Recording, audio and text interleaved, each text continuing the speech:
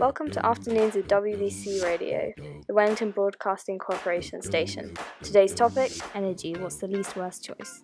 To answer this question, I will be speaking to a top expert in the field of energy consumption, Dr. Amy Cribb. Good afternoon and welcome to the studio, Dr. Cribb. Thank you for joining us. I'm very happy to be here, thank you. Well, we're very happy to have you. Dr. Cribb, you're here today to answer some questions on the burning topic of energy production and consumption and what might be the best solution to the energy-related problems facing the world today. Just tell me, how long is it that you have been studying global energy trends? Well, I've been studying global energy trends for around 16 years now. Wow, that is just amazing. Anyway, we have our first question. What exactly happened to worldwide petrol prices in 2014? Well, that's a very interesting question, the answer to which is quite complicated. 2013 had some of the highest petrol prices in the past 10 years, and this carried on into very early 2014. However, through the year, petrol prices were decreasing at a steady rate. In 2014, the petrol prices decreased by 17 pence per litre, which doesn't seem like a lot, but in consideration of the grand scheme of petrol prices it is. And then, when leading on to 2015, the prices have continued to decrease through the year, leading to the cheapest petrol prices since March 2009. And what global effect did this have?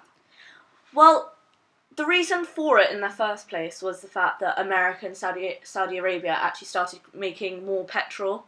Well, not more petrol, but more energy from their country. And this then led to Russia and Iraq's economy decreasing, because in Russia, 50% of their income for their economy is actually based on their petrol distribution, which is actually quite interesting because that means they're highly reliant on energy. So when the petrol prices have decreased this much, it means that Russia's economy is not failing, but definitely not doing very well. Considering the fluctuation of petrol prices over the past few years, what is your opinion on introducing more renewable sources of energy worldwide, and what effects could this have? Well, introducing more renewable energy sources worldwide would create a more sustainable source of income for the economies, globally, not just nationally. This is because if you use energy sources such as solar power, wind energy, the consumption and production of this would create a much bigger energy security for the economy of the world. Do you think expanding the use of renewable energy on a global scale will have sufficient impact? I think it will definitely have a large global impact and more of a positive impact than a negative. For example, modern hydro turbines can convert as much as 90% of the available energy into electricity. But the best fossil fuel plants are only actually about 50% efficient, which is quite strange. However, renewable energy will require technological development, and in my opinion, will only be practical up to a point. For example, building wind turbines and hydroelectric power stations are very expensive. Constructing a hydroelectric power station costs a minimum of £100,000 and can actually cost up to a maximum of 1.86 million. So, Dr. Cribb, the moment we've all been waiting for. In terms of global energy production and consumption, what is the least worst choice? Well, obviously, from the question you're asking, none of them are particularly great, but I think the least worst choice is definitely to go with the more renewable energy sources.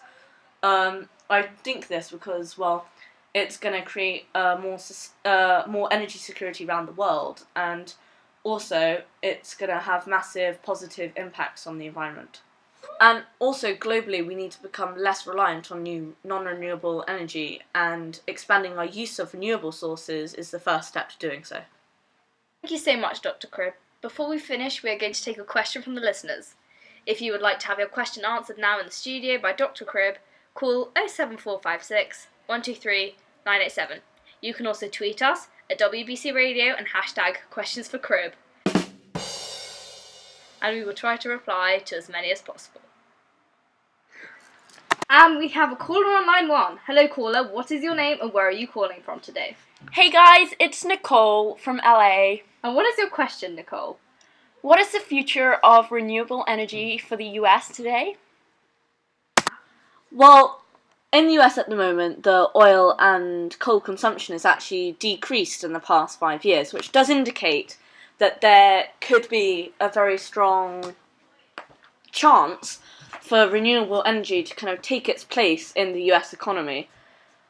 But for this to happen, yet again, there does need to be technological advancements, then it's more affordable for the US government. Does that answer your question, Nicole? Yeah, thanks, guys. Bye, Nicole. And that brings us to the end of the show. Thank you so much, Dr. Cribb, for coming to the studio today, and I hope you all enjoyed the show. Until next time.